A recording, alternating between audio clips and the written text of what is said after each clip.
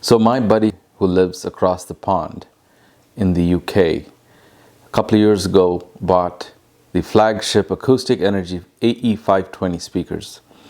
And since then, he has not shut up about how good they sound. And he goes on about how unfortunate I am for not having heard the Acoustic Energy lineup. But all that's changing. No Noise Hi-Fi in Toledo has become a dealer for the brand. And today I'd like to share my thoughts on their entry-level AE-109 Mk2.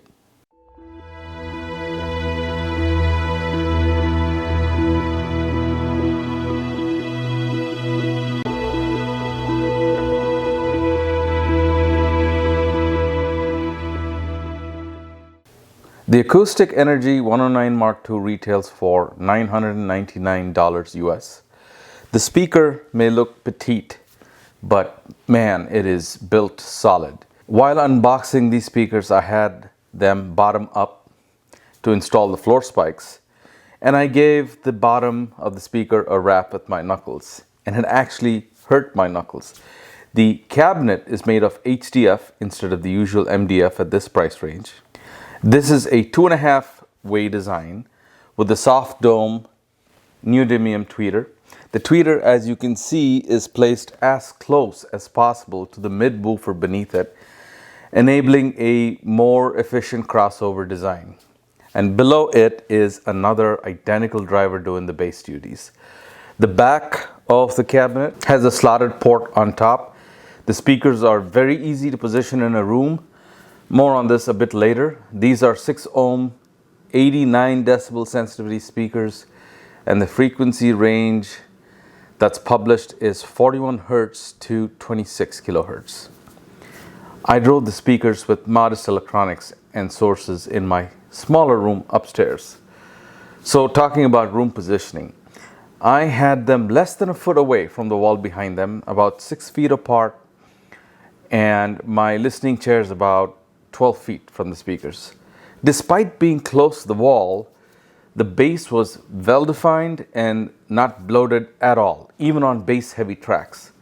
The impact was there, the detail was there, without sounding muddied. Another virtue of the speaker that's immediately noticeable is superb resolution and 3D soundstage.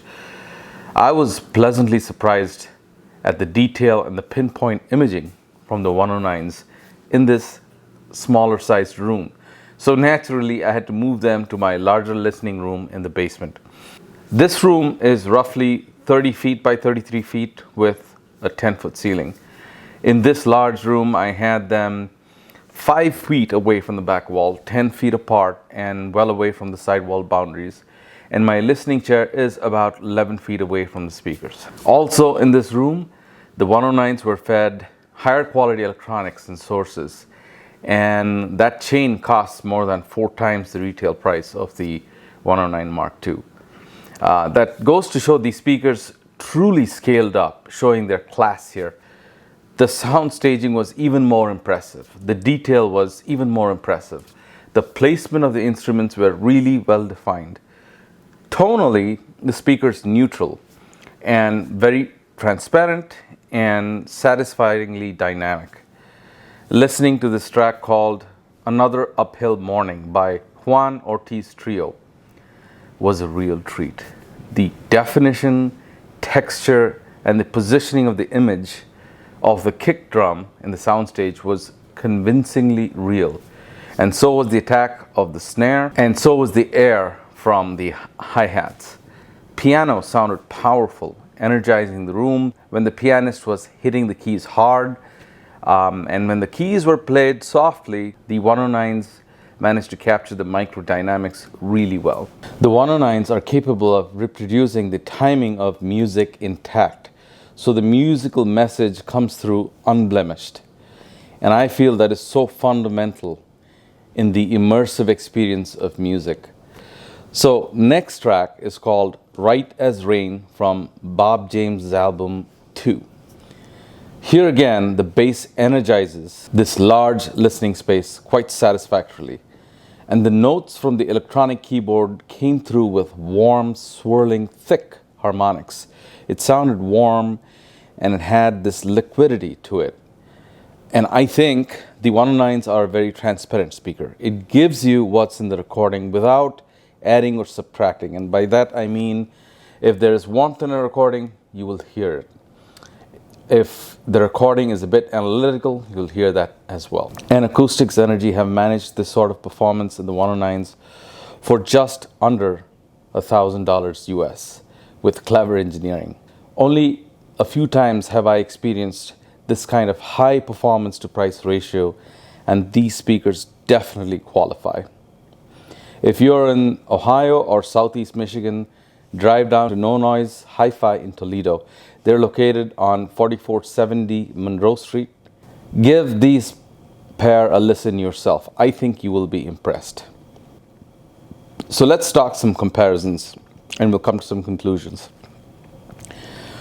When compared to the Tecton mini lowers, these 109s sound just as dynamic. But the 109s are definitely more resolving across the spectrum, from lows, mids, highs, than the mini lowers. These 109s are more nuanced in their presentation. Now, the B&W 606 S2s cost about $900 US without stands. And these 109 Mark IIs blow them away without question. Thus far in my hi-fi journey, these are the most resolving $1,000 floor standards I've heard. And their sound staging is going to impress you. And the icing on the cake is that they will be easy to place in your living room. So that's it, my friends. I hope you've enjoyed this video. If you haven't watched my video on the Tecton mini lowers, I'll post some video cards on the screen. I'm hoping to listen and make more videos of the higher models of Acoustic Energy in the coming weeks. So stay tuned. Until then, take care.